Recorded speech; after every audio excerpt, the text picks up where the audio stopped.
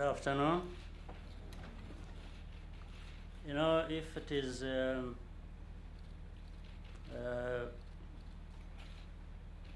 point of what goes around comes around, I'll start by letting you know that I guess one of the first vehicles to come to Rwanda in history, if not the first, it is a Volkswagen.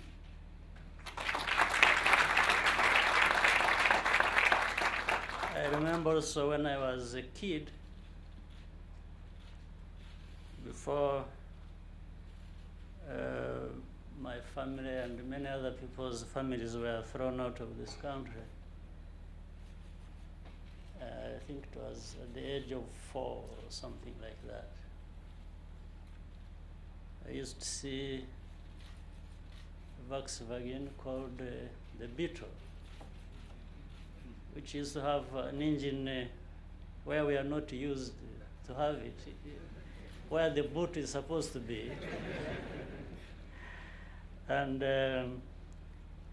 so that now we have Volkswagen back here in Rwanda being assembled and in the near future to be made here. So I thought it was a good story to Thomas Schaefer, distinguished ladies and gentlemen, it's a pleasure for me to join you to launch Volkswagen operations in our country.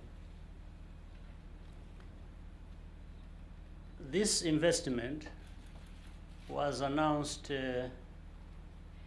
actually about 18 months ago, if I recollect well. I know some might have found it hard to believe that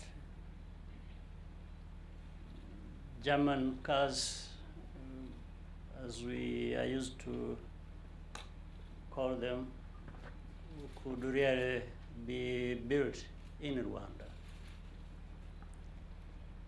Yet today, the first vehicles are rolling off the assembly line. So it's a good story. Thank you for those who have been working hard to make it possible. I wish, therefore, to congratulate Volkswagen and all the partners involved for moving this so quickly.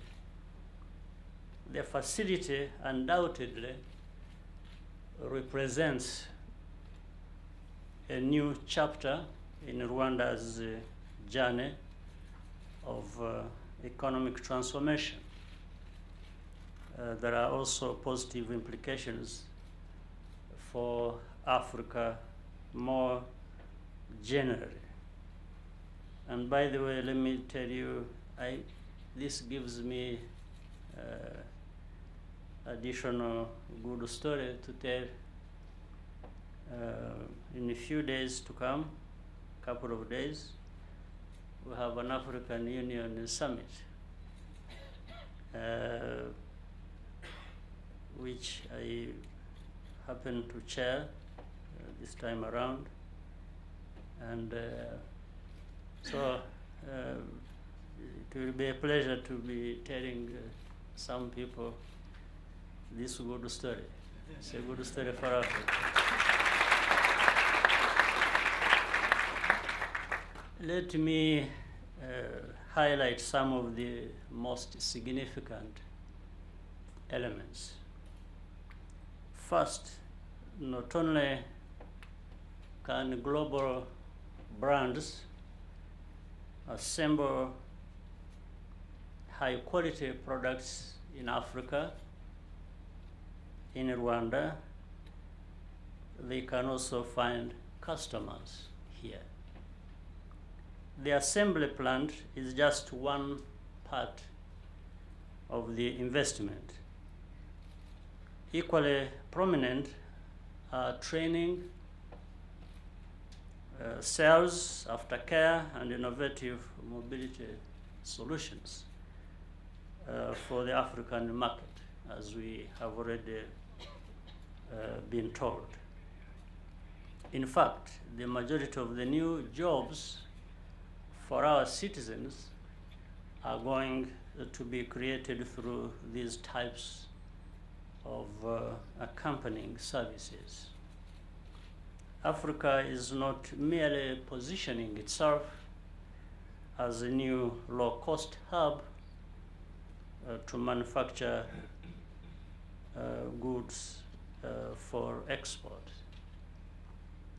African consumers will also be among the biggest contributors to growth in global demand in the years ahead. Going forward, I think the companies that succeed in Africa will have the kind of integrated vision of supply and demand that Volkswagen is showing. Secondly, this operation reminds us of the importance of working regionally. To our Kenyan friends, brothers and sisters, who are a key part of this international team, we welcome you and thank you. In fact, Rwanda and Kenya will be benefiting each other directly and with Volkswagen right in the middle of that mix. In turn, the technologies being pioneered in Rwanda are intended to be deployed throughout the company's operations in Africa. We are indeed delighted that a Rwandan software firm already we have been introduced to, Summit Lab.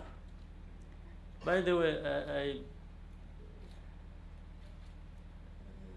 used to think, or at least I want to believe that I know many people around, especially the useful people. But I didn't know these young people, so I'm happy to be introduced to you, or the other way around. So I think we have a lot of work ahead to do together, and I thank you for being behind this effort.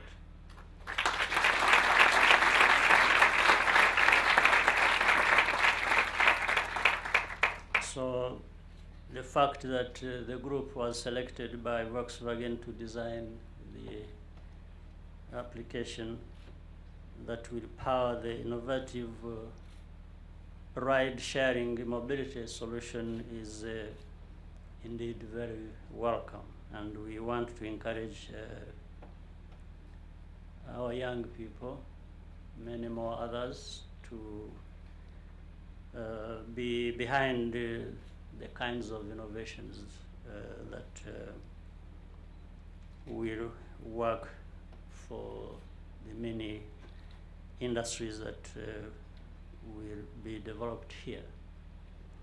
In the medium term, the only way for us in East Africa to move up the industrial value chain from assembly to manufacturing is to build an integrated regional manufacturing base.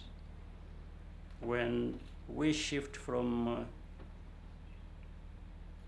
a logic of competition to one of cooperation, but I think better still, the best way to put it is to fuse, bring together the two. Competition and cooperation, when they are brought together, everyone gains. Success is about partnership and leveraging our strength. The third point is about the importance of anticipating future trends. The old model of individual car ownership is not sustainable, especially when those vehicles burn fossil fuels. It leads to environmental degradation and traffic gridlock. The cars produced here, or today or in the near future, are expected and will be, I guess, hybrids, and fully electric models will be introduced in the due course, so I'm told. In the future, software and technology combined with innovations in sales and the distribution strategies will allow people to have routine access to a new car without all the costs of ownership. This is very important for us. Most of the cars on our roads are used. Many were made in the last century. I told you some of these Beetles. I used to see they were mainly driven by priests.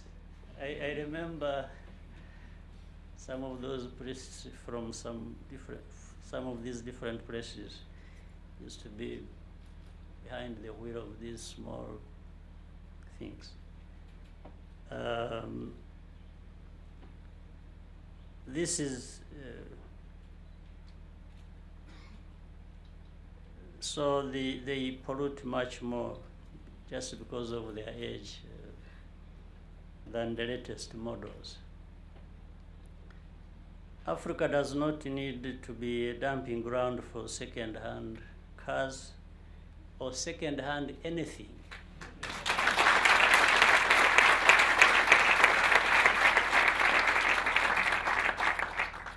You know what has been going around also about second-hand. In the long run, you end up paying a higher price anyway. So if you can pay a high price for second-hand, why not pay high price for something new? It's a simple choice. I think we Africans, Rwandans, we deserve better, and I think this is one way of showing how we can afford it. For these and other reasons, I think that this promising partnership with Volkswagen is off to a very good start. I wish you every success in your endeavors, and thank you very much for all the work you are doing to make this happen. And for us, we are here only to serve you as well in making your efforts very productive. Thank you very much.